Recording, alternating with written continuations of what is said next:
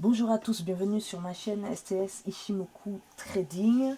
Et si vous vous rappelez bien, j'avais fait une vidéo précédemment sur une toute petite introduction sur la théorie du temps du maître Ozada sans vraiment entrer dans les détails parce que c'est extrêmement... c'est compliqué en même temps, c'est pas compliqué. Il faut bien mesurer en fait l'importance de cette théorie car c'est la plus importante des trois théories. Elle répond à la question quand. Donc, dans cette théorie de temps simplifié, nous avons ce qu'on appelle des cycles. Je vais ouvrir mon bloc-notes parce que je vais écrire pour vous. Nous avons ce qu'on appelle des cycles. Ces cycles-là tolèrent une différence de 1 à 2 bougies. Ok, tolérance 1 à 2 bougies pour compter les cycles. Il faut que je détermine ce que c'est qu'un cycle. Un cycle, ça peut être un point haut suivi d'un point bas. C'est un cycle. Ça peut être aussi un point haut suivi d'un point haut. C'est aussi un cycle. Ça peut être aussi un point bas suivi d'un point bas. Voilà, maintenant vous savez ce que c'est qu'un cycle. Ok, un ou plusieurs cycles. Si on s'arrête un petit peu sur la première définition d'un cycle, un point haut et un point bas, ça vous fait penser à quoi? Ça vous fait penser à quoi quand je dis un point haut? Un cycle peut être un point haut vers un point bas vers un point haut. Ah bah tiens, un point bas vers un point haut. Voilà, je vais faire ça comme ça.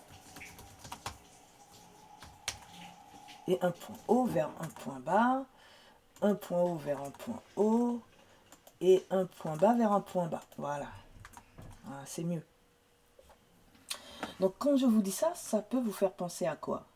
Ok, un cycle, si je vous dis un point haut vers un point bas, ça peut faire penser à un point bas, par exemple, vers un point haut.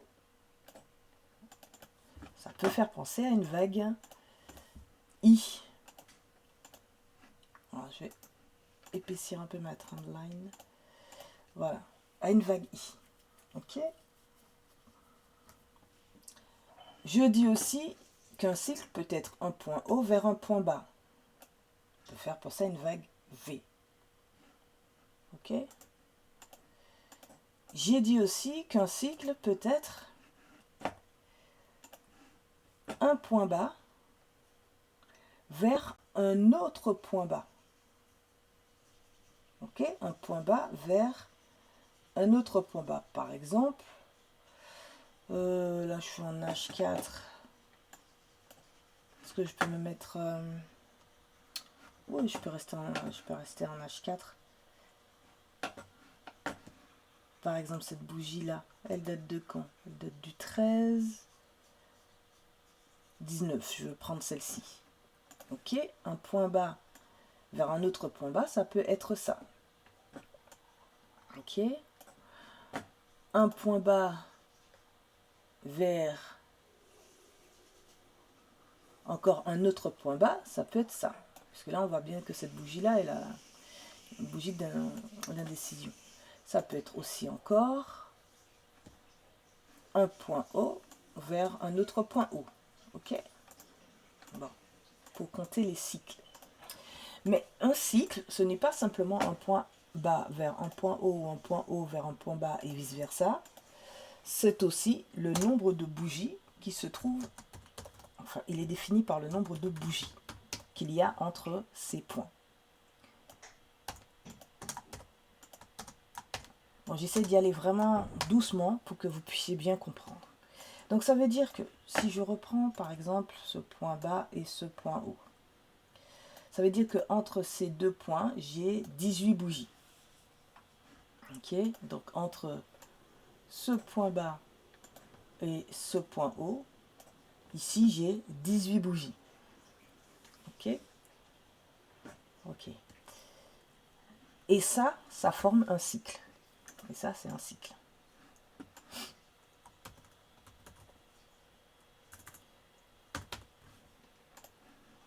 Ok. Il faut voir si ce cycle se répète. Ok. Si ce cycle se répète, si à chaque fois j'ai 18 bougies entre les points bas et les points hauts, ça a un nom. Ça veut dire que si le cycle a toujours le même nombre, eh bien ce nombre-là, à chaque fois il se reporte comme ça s'appelle le cycle Taito Sushi. Ça veut dire valeur numérique égale. Par exemple, hop, hop, je vais venir supprimer ça. Non, je vais garder ça et je vais tracer ma trendline. Ok. Sur tout mon parcours. À peu près jusque là.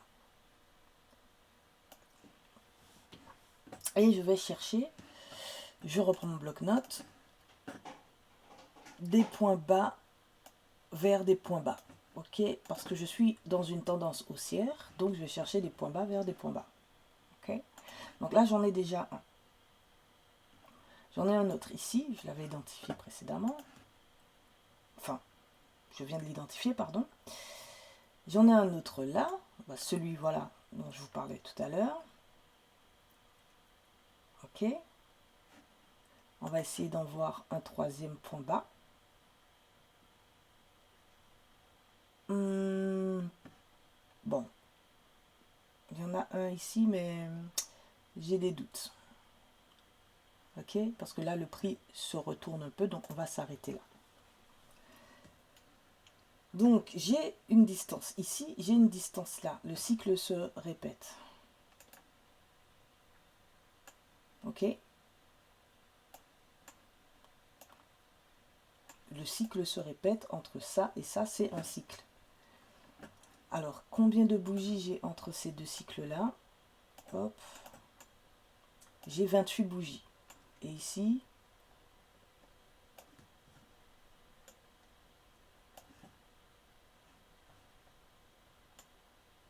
allez, 27 bougies, à peu de choses près, ça fait 28.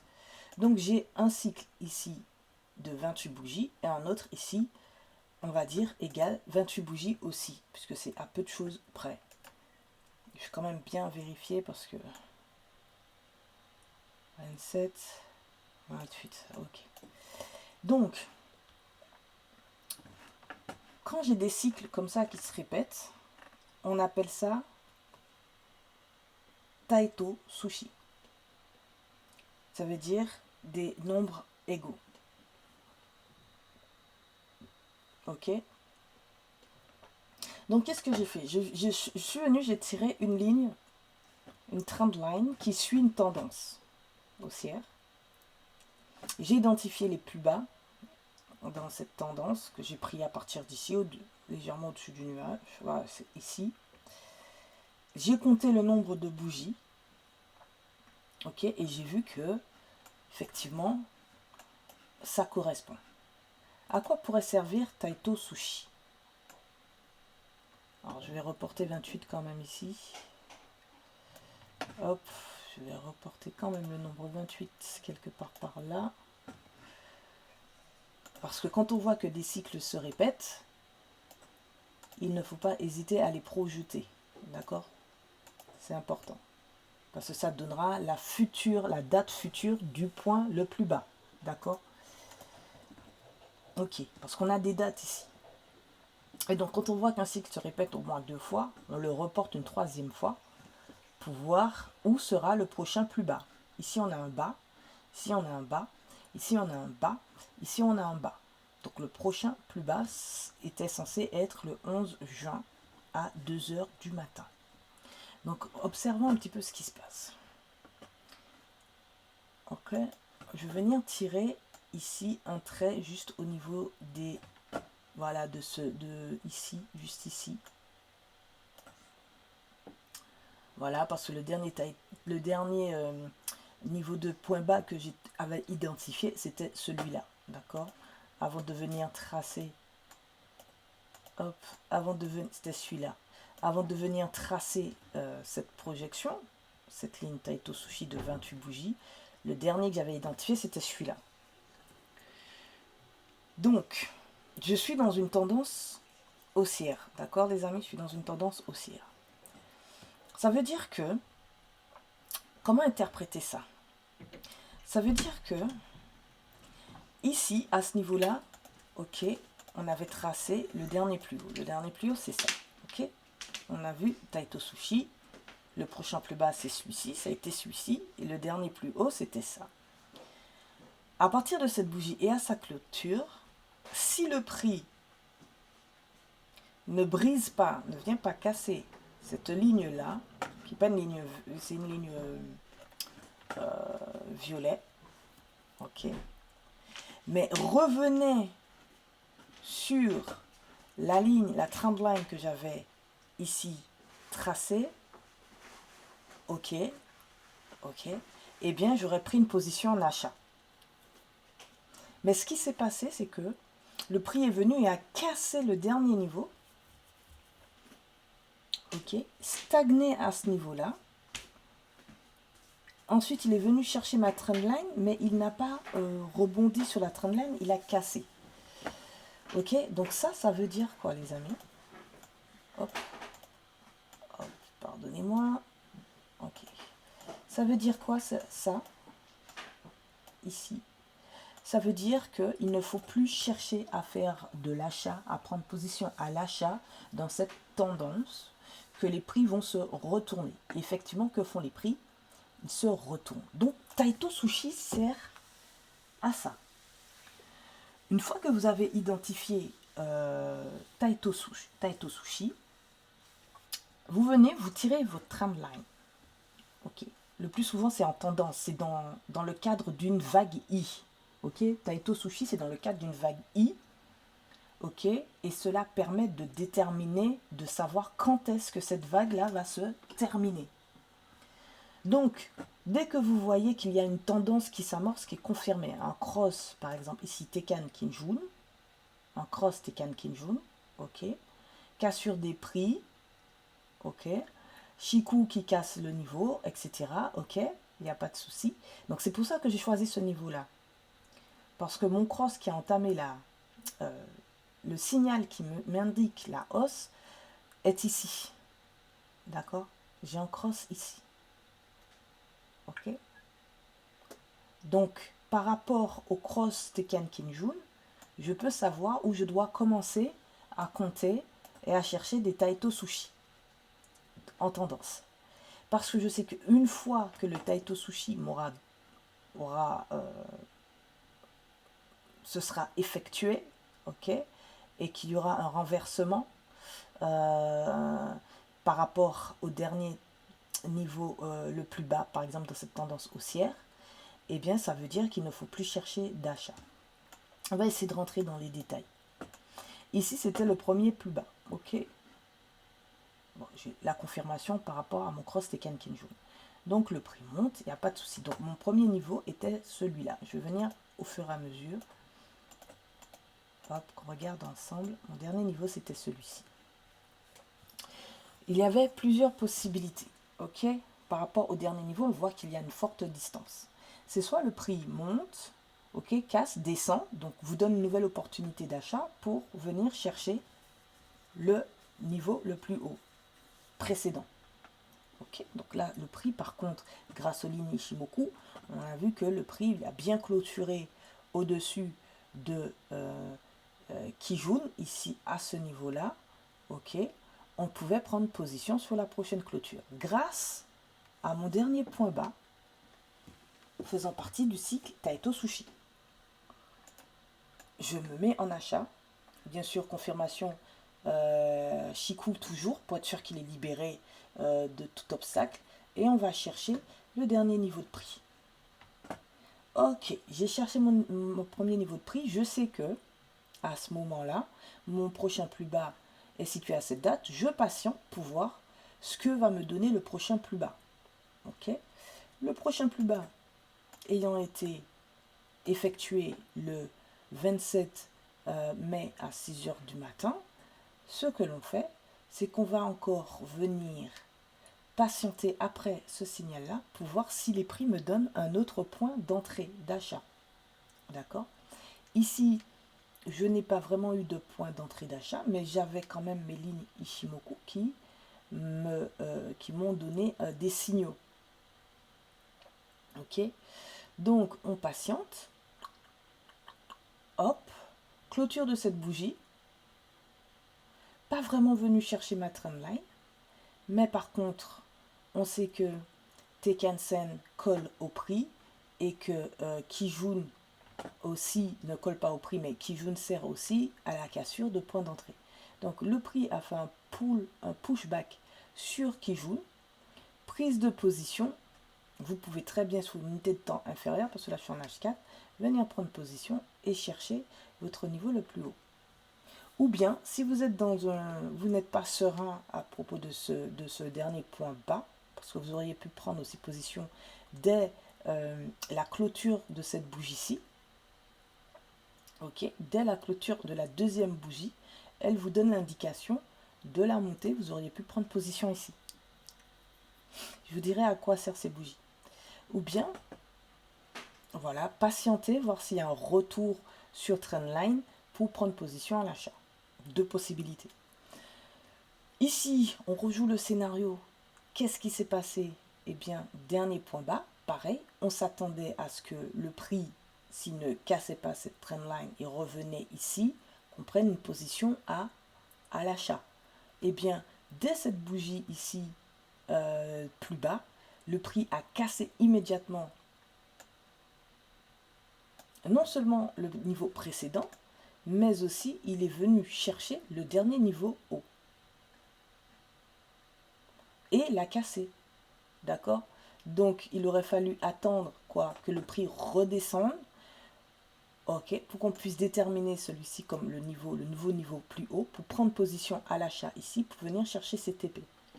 Mais on voit bien que le prix a cassé notre trendline et n'est jamais repassé par-dessus. Donc, le mieux, quelle est la procédure à faire? Alors là, je vais vous parler d'une notion qui est NKB. Le NKB, c'est le jour du changement sur les lignes verticales de cycle. Ok? Ça veut dire quoi, changement? Ça veut dire que changement dans l'accélération des prix, changement dans la continuation des prix ou changement dans le renversement des prix. C'est-à-dire que le prix peut être confirmé et continuer de monter à la hausse, ou au contraire, le prix ne va nulle part et reste en tendance, ou bien le prix descend à la baisse. Ok, donc le NKB est utile pour analyser s'il y a une accélération des prix, une continuation des prix ou un renversement des prix. Et il se trouve toujours sur les lignes des cycles qu'on a définis. Là, je suis dans un cycle Taito Sushi.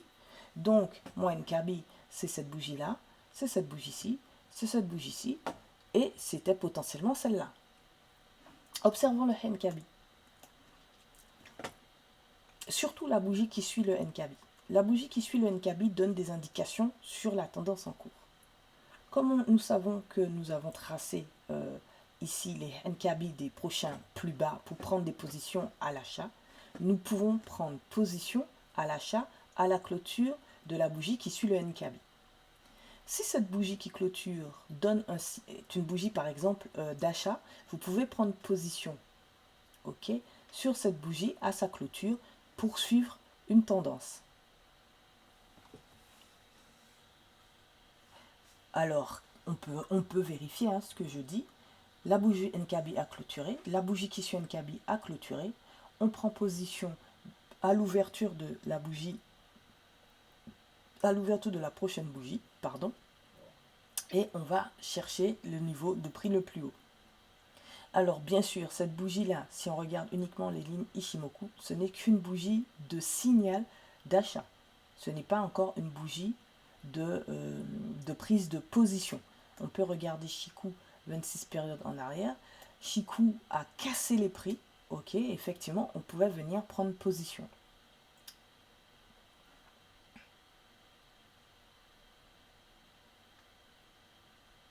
Mais si vous voulez être sûr, en combinant bien correctement tout ce qui est ligne Ichimoku et théorie du temps, par exemple, vous pouviez tout simplement attendre que Kijun-sen prenne une direction. C'est-à-dire que sur cette bougie-là, on voit que Kijun-sen se redresse. Donc effectivement, vous auriez pu prendre position ici. L'autre NKB, c'est-à-dire le plus bas suivant, à clôturer. La bougie qui suit à clôturer, c'est une bougie blanche qui annonce donc une hausse aussi suite à ce NKB. Ok. Mais que nous dit les 5 lignes Ishimoku? On voit que Kijun-sen, en sortant de ce cycle, pointe déjà vers le haut.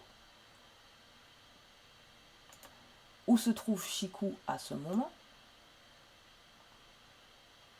Shiku est libre et n'a pas d'obstacle. Eh bien, vous auriez pu prendre position ici, à l'achat, pour venir chercher ce niveau de prix, durant cet intervalle de cycle.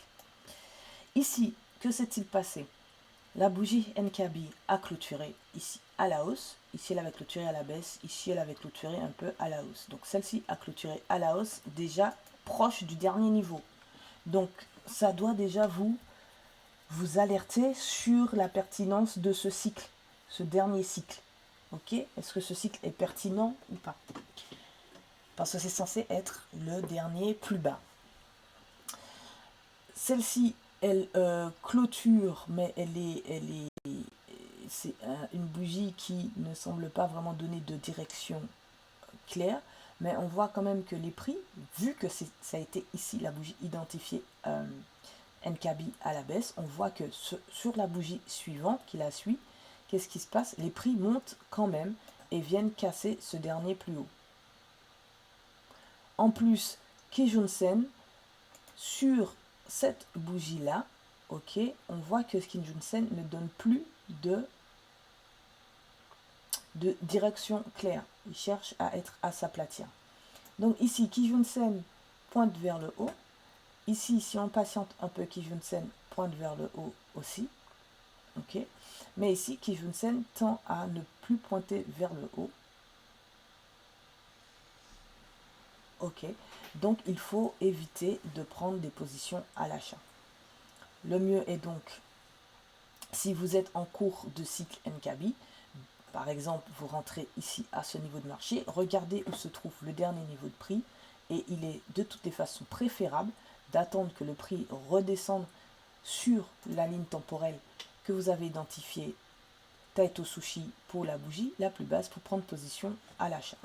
Voilà les amis, je pense que je vous ai un peu tout dit sur Taito Sushi. Et vous avez bien vu que j'ai commencé par Taito Sushi. Je n'ai pas commencé comme d'habitude par vous parler des chiffres Kion Sushi. On verra ça la semaine, enfin dans ma prochaine vidéo. Pas la semaine prochaine, mais dans ma prochaine vidéo. Je vous expliquerai ça beaucoup mieux. Retenez juste que les cycles, qu'est-ce qu'un cycle? Un cycle, c'est un nombre de bougies entre un point haut et un point bas, ou ça peut être un point bas ou un point haut, ou un point haut vers un point haut, ou un point bas vers un point bas. Lorsque vous comptez un cycle Taito Sushi, les cycles Taito Sushi sont principalement des points hauts vers des points hauts ou des points bas vers des points bas.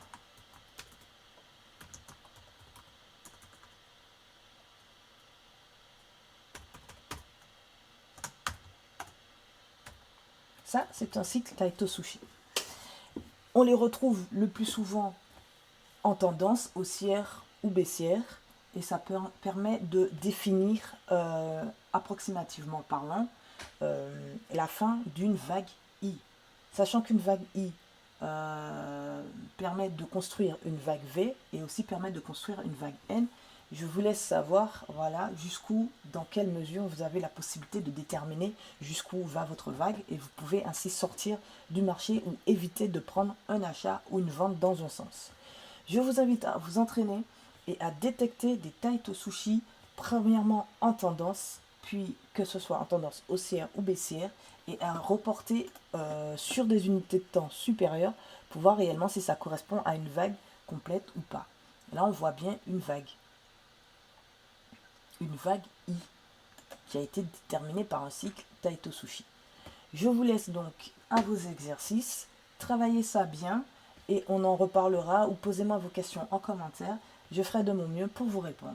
Donc aujourd'hui vous avez vu ce que c'est qu'un NKB, un jour du changement, qui est positionné sur une ligne verticale du cycle et qui indique un changement dans un cercle. Vous avez vu qu'il est possible de prendre position aussi sur ces lignes Taito Sushi ou tout simplement à la suite en attendant de voir la disposition de la bougie qui suit. Et aussi, vous avez vu que Keijoun sert beaucoup et donne beaucoup d'informations sur les prises de position dans un cycle particulier, dans un cycle, c'est-à-dire dans un cycle temporel.